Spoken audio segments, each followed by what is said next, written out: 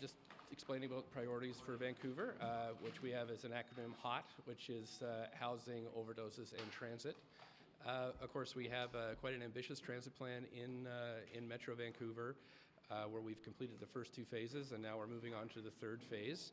So just starting the discussions on that, of whether or not we can expect help, and definitely very encouraged by the meetings I've had both today with the Prime Minister and with Minister McKenna, who's the new infrastructure minister.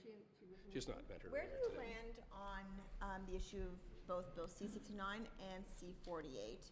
Do you also believe that C-69 is not workable?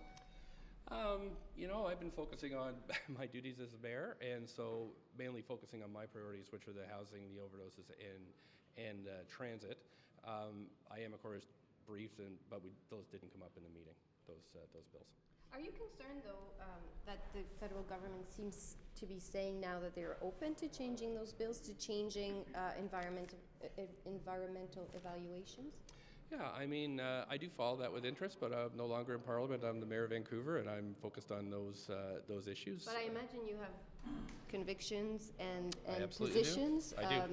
One maybe perhaps because you used to be a federal NDP MP. Sure. So are you concerned, disappointed, completely unfazed by the fact that they are now open to backing down on something they had refused to do up to now, and they're now open to backing down on C-69 and 648? I'll just see what happens as this rolls through Parliament. They haven't sat yet. There's lots of conversations about what's going to happen, but I'm just focused on my priorities, which are the housing, overdoses, and the transit. So, all of those are linked to the environment. Housing and transportation, for sure, are all linked to it, and we have one person dying a day of overdoses in Vancouver, and we need to move forward with bringing safe supply to our city. So, but presumably you would also worry about tankers and absolutely. Traffic and pipelines, no? Yeah, absolutely. Those are a priority too. But I have to deal with what's within my realm of authority, and right now it's delivering housing, trying to get transit built, and stopping people from dying in Vancouver. So I will get involved in national issues as I have to, but right now the public of Vancouver is telling me do these three things. So on Western alienation and the whole idea of anger out west, Mr. Nenshi just said that it's real. Wexit is idiotic, though, but there's a very real problem. How do you think... I want in, not out. That's what I want. I just get upset when people say Western alienation, because British Columbia, what we want to do is work with this government. We want to build transit. We want to build housing. I just don't, I feel like we're being a little bit hijacked by kind of Alberta's agenda, and in British Columbia, we want to get these things rolling. We're in a minority government situation. There's windows to cooperate, come together, build things that Canadians want, and I want to make sure this window doesn't close before we, deliver on these key priorities. And so to that point then, Mr. Trudeau unveiled a cabinet and a team that he is directing to deal with the anger in, let's call it then, Alberta and Saskatchewan, sure, if not also Manitoba. So he built a team to deal with that. What do you think of what he's done?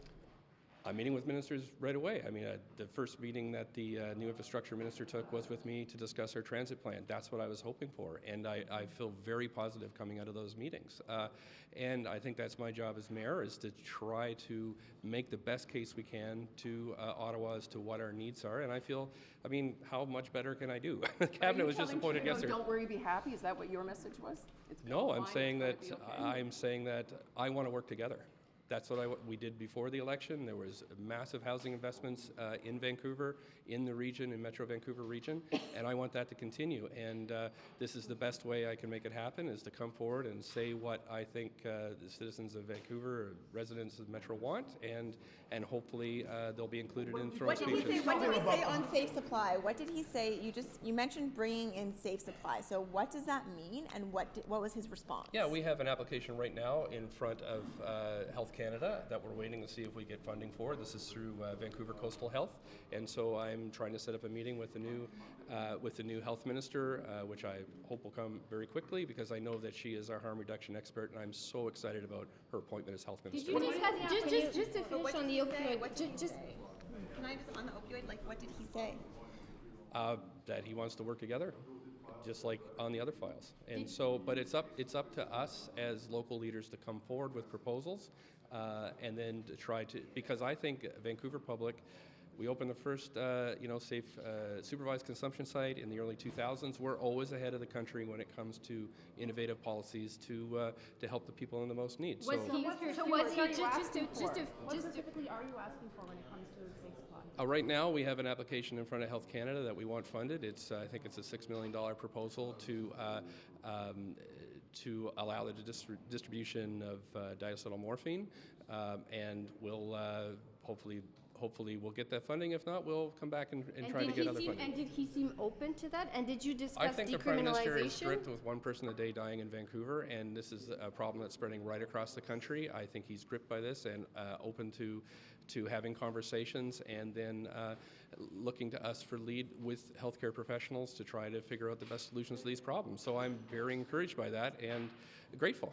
But on concrete solutions, was he open to the safe supply requests that you have put forward, or to the idea of providing these people with what you're asking for? And did you discuss decriminalization? Yeah, I don't talk as much about decriminalization because it tends to get away from it's a big theoretical discussion. It's not a concrete action on the ground, and that's what I'm focused on. So I'm really hoping this application to Health Canada is accepted, because it will move us to the next phase of saving people's lives, is what everybody wants. And was he open to it? Absolutely, encouraging, yes. Can I just ask you, when you said that you're Sure, yeah. oh, sorry, go ahead. You said you didn't discuss national issues, but the Trans Mountain Pipeline is a very real local issue in Burnaby, absolutely. and the tanker traffic in the I know Broad it very Sound. well, yeah. Okay, what did you say to him about that issue? Yeah, we, early on when I was elected as mayor, we had a brief discussion about it. I said I would never back down from opposing a Trans Mountain Pipeline, and in fact, we have joined in various court cases for the City of Vancouver, and will continue to do so. However, I think responsible governance is, understanding where you disagree on issues, but then trying to work together in places where you do agree. And so housing, transit, overdoses, and I think that's how you have to move forward. But I'm not ever going to drop my opposition to the pipeline. To be clear, you said you raised it in a previous phone call. Do you not talk about it today? No. Trans Mountain never came up. Okay. Why? I'm opposed. The government owns the pipeline. Why would we talk about it? But can you just elaborate? You said you feel like you're being hijacked by Alberta's agenda. What do you mean? Oh, well, they're yelling very loudly and dragging us into this fight, and I just don't want to fight. I want to get stuff done because, I've got a 2-year window in British Columbia, perhaps, with the provincial government there that might go to election. I have 3 years left in my mandate, and then we're in a minority parliament situation. If we're not getting down to work, then these windows could close where opportunities for cooperation are possible. And I don't want to talk about equalization payments. I want to talk about transit and saving people's lives. So I quite regret, not regret, but resent that somehow I'm being dragged into those conversations by the Premier of Alberta. And of course, these conversations do not come up when I'm talking to the Prime Minister, and I'm very grateful for that. How are you being dragged in by Mr. Kennedy, though? I'm not sure. Wexit. We're west. So they Everybody keep asking you assumes. about it because they say, like, okay. But Minister Wilkinson kind of alluded to that as well, right? Because we in Ontario keep saying Western alienation, Yeah, and BC stop it. is not. Yeah. But so can you just Alberta alienation. Go for it. Not Western alienation. okay? And why do you think that the response is so different in BC?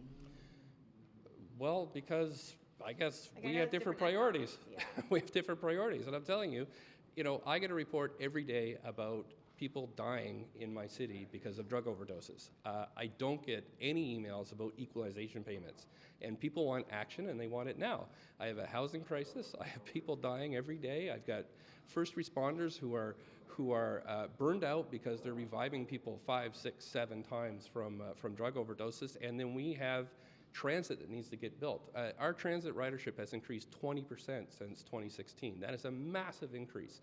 And if we want to fight climate change, investment in transit is one of the best ways we can do it. So that's what I'm here to deliver. And I don't want to get the winds of Wexit blowing me around. I want to come here, deliver the message, get the funding, and get stuff built. But how do you put a lid on it when Jason Kenney is certainly not behind it, but he's moving it along? He's not going to drag me into this, and he can yell all he wants, but he's going to have to cooperate with the federal government too.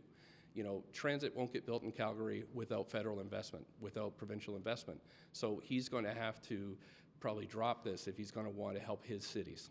And and this isn't helping. What's your advice then on, I mean, you've just noted your strong disagreement on Trans Mountain. You just Yeah. don't bring it up with the I got feds. arrested to stop so, it. So what's your advice then on the premiers and mayors and other leaders in Alberta and Saskatchewan who seem to be digging their heels, Yeah. staying in their trench, instead of, I guess, what your approach would be, Yeah. just ignoring some Yeah, of no, those things? just get over yourselves, get down to work, help your residents, get stuff built. Use this as an opportunity that with a federal government that's willing to invest in housing.